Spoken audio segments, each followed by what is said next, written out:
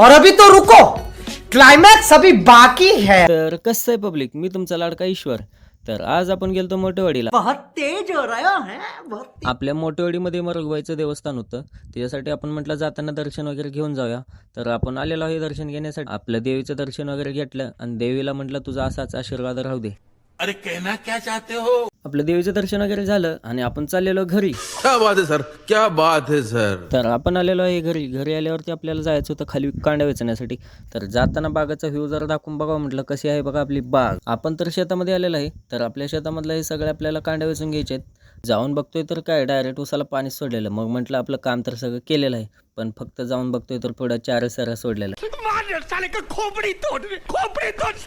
मला वाटलेलं आपलं काम तर सगळं कंप्लीट केलेलं आहे, मग तर आता निवांत बसायचं.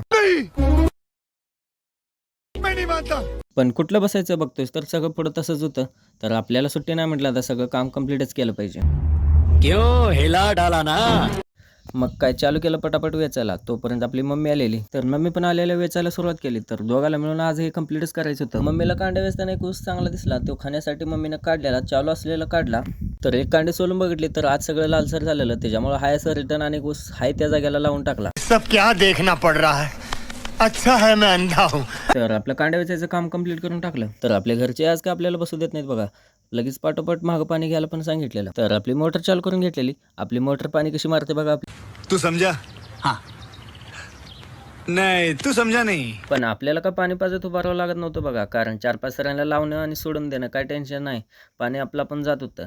मग आपल्याला राहिलेल्या कांड्या तेवढे वेचून काढायचं होत्या. तर पोतं घेऊन येऊन आपण असं वेचून बाहेर काढत होतो. तर आपण कांड्या घेऊन जात असताना आपले भेटले दिनेश कडक. तर ते मोटर चालू करण्यासाठी आलेला.